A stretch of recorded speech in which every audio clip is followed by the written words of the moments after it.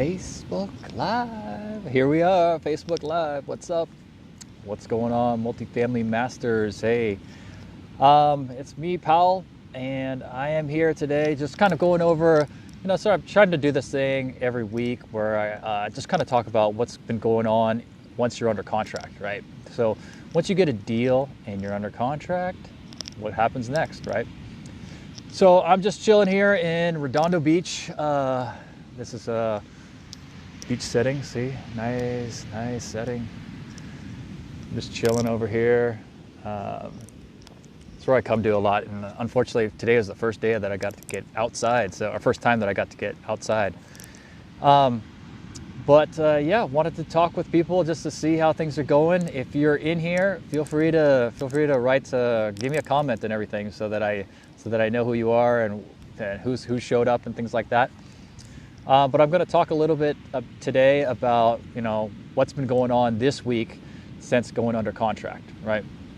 And once you're under contract, what do you do and everything. So hey, Goose, what's up, buddy? Good to see you, man. Haven't seen you in a while. Hope things are going good with you, man. But yeah, so let's talk about what's been going on this week. I wrote down a few things.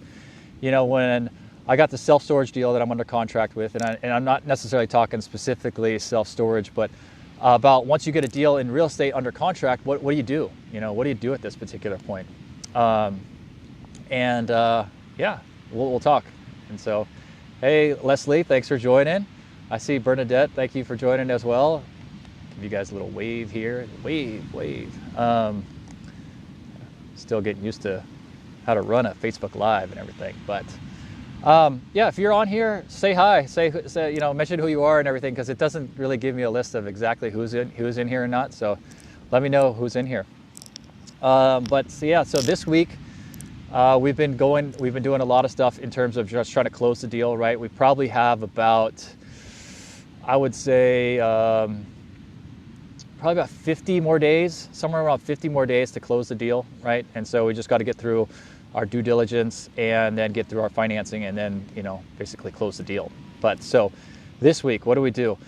Big thing we did was a management agreement. Okay, now we're not complete on it, but we did talk with several property managers to determine who would be the manager that we would work with on our property. All right.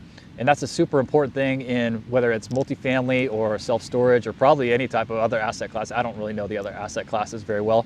But in terms of self-storage and multifamily, you got to know who your property management is. You got to have the right alignment with them as well. Maybe something I should ask too. I don't know if it's noisy or not, or if you guys can hear me, or if it's windy, or if the waves are too loud or anything. But let me know, just because if it is annoying and everything, then maybe I'll have to change up my setup. But so you got to understand your management group, right? Who's going to manage it? What type of philosophy do they have? You got to know the terms in the actual contract. So we got the terms of the contract of the people that we think that is going to be our property manager. We're pretty sure that we have a right alignment with them. We're going to run our self-storage place as probably an unmanned facility, which means it's mostly automated, right? Appreciate it, Goose. Thanks for letting me know. That's going to be an automated facility. So it's not going to be a facility that has a person there and, just kind of a staffed person in the office. We're going more with the unmanned, which means that most people have to apply online, sign the lease online, register online, and once they finish and click confirm, they get emailed a code, and that code is their code that they will use to log in to the gate, right? So they'll get into the gate that way. So everything is kind of automated. And the property management company that we're going with is very good at that. And primarily, actually 100%, that's all they do. They don't deal with other facilities that have manned facilities. So perfect alignment for us. We kind of negotiated some of the terms in terms of what's how much, what's the cost, what will they do, and all those types of things. And everything's looking good so far. So we're really happy about that. So haven't signed the agreement just yet. Just got a chance to look it over the last couple days. So we'll probably end up signing that pretty quickly. A couple other things we did. So we're also evaluating certain software, right, in self-storage, you need to evaluate the software. So it's not on the property management company necessarily to do the software. It's really on you as the owner to figure out what software that you want. Okay, and now property management companies will be able to help you out and help you choose, but really it's on you to choose it. So we're choosing, we've evaluated a couple different types of software, feel good about 2 of them, and just probably going to make a decision with the advice of our property manager, because they're going to be the ones that are going to be using it a lot as well. So did some of that. And another super important piece that's a little bit different than multifamily is that you got to have a really good website, right? Your website has to be really good. Hey, there's our lifeguard, friendly lifeguard, bowling by.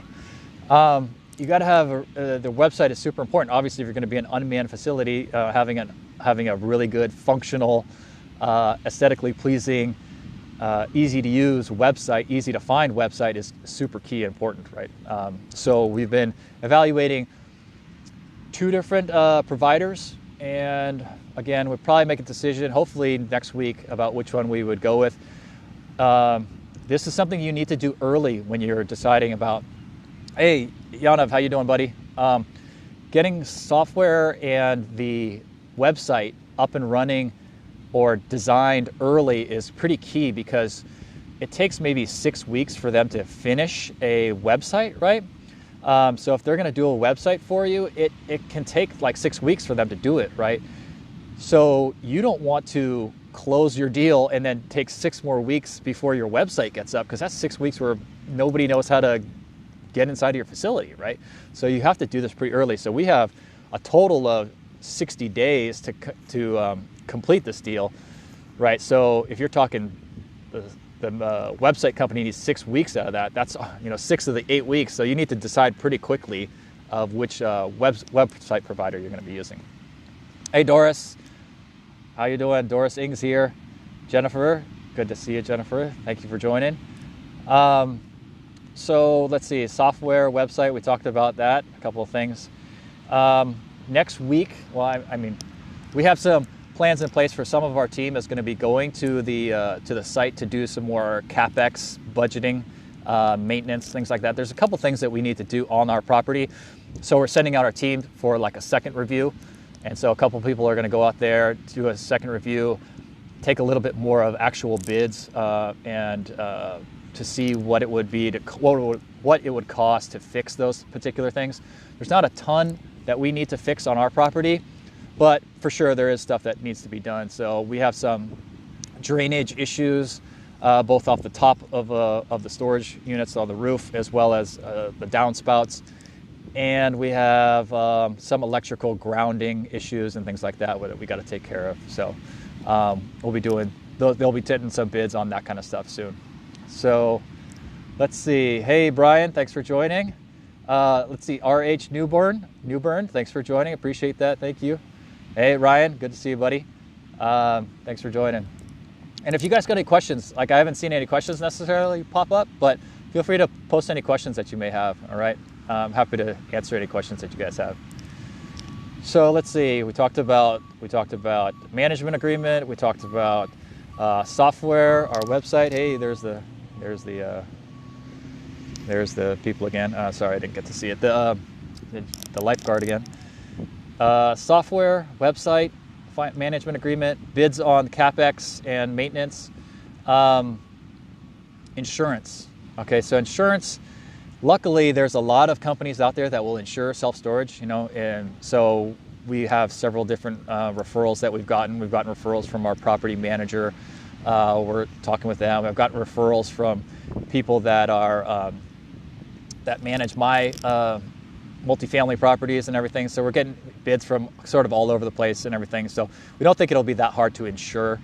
When it comes to also insurance, just as a side note for self-storage, some insurance companies will also provide you with tenant insurance so that the tenants can get insurance as a renter, right? And as an owner, you can make a commission off of that as well. So that's another income source for you as a self-storage owner.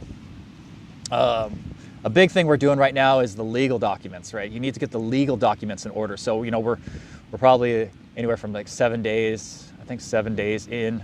So we got 50 more days to do this, but you got to get your legal documents in order, which means you need to get your LLC created that's going to own the property, right? So we have to contact, in our case, it's in Louisiana, we have to contact the Louisiana lawyer and get them to, understand the model that we're presenting, and then write that up in an operating agreement, right? So we need to do that super fast, as fast as possible, because what happens is everybody's waiting on this. Who's buying it, right? It's not me personally that's buying it. It's this entity that we're creating, this LLC that we're creating, that all the partners own part of, that is buying it, right? So it's not Powell Chi is buying it, so I can't sign it. I'm not going to be the person on the loan signing, or, it's not going to be my name. It's going to be an entity, right? So you need that entity created super fast, and that's where we're at right now, is that we need to get it created, and we're working with that lawyer, that legal team, to get that up and running, because our partners also need to put their investment into our entity, and then our entity goes out and buys the property, right? So there's some steps involved here, right? So that's what we're doing right now, working on the legal side of everything. Hey, John, thank you for joining. John Wright. Leah, sure, we'd love to talk to you when you get a chance as well. Appreciate it. Angela Lee, thank you for joining as well. Say hi to you. Okay, so talked about the legal documents, super important. You got to get it done really early, because title company's waiting. Everybody's waiting. Who's going to buy this? Who's going to be the name on it? And you got to get registered with the state. You want to get your website, all that kind of stuff. It's like, what's the name of the company, right? And everybody's asking that, right? And they're going to need your EIN, which is free to get. It's pretty quick to get and everything, but it is a step that you have to do. The last sort of piece is really the financing piece. Is really like, we're focusing on the financing piece right now, because that's been sort of a hurdle in this process, and that's very different. And I was not expecting how much of a hurdle it was going to be to get the financing kind of done for this property. Now, the good thing is that I'm not worried about it, because I do have a super solid backup plan, which has been a huge weight lifted off our shoulders. That basically a private lender came in and said, "Pal, I'll fund the whole thing for you. So don't worry about a bank, or don't worry about a bridge lender."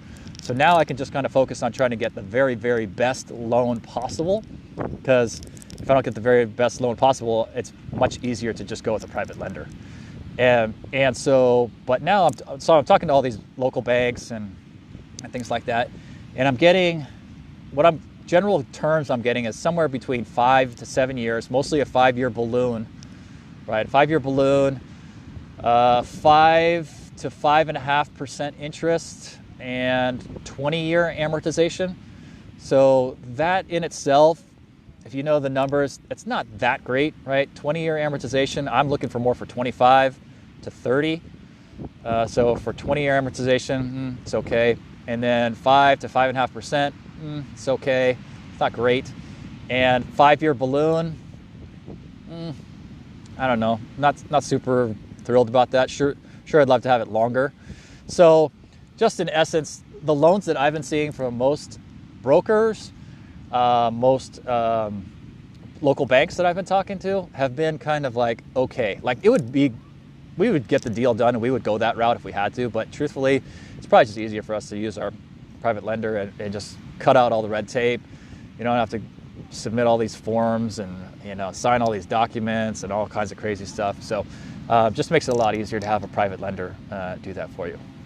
So, yep, Allison Osborne, thank you for joining. Chris Gant, thank you for joining. I haven't seen many questions. Has there been any questions about anything? Doesn't have to be about real estate or anything, but I'm happy to answer any questions in the sort of last couple minutes about, whether like what you do when you're under contract. That's what I'm trying to do right now. Is just trying to have a weekly, like, what are we doing? Once you're under contract, what do you do? Like that's the whole part of the game, right? You got to hustle. I'll tell you, once you're under contract, it's hustle, hustle, hustle. You got to get that stuff done as fast as possible. But then, what is it that you're actually doing, right? So that's a big part of it. So Ed Mirik, thanks for joining. Samantha Yee, thanks for joining. Hey, chat.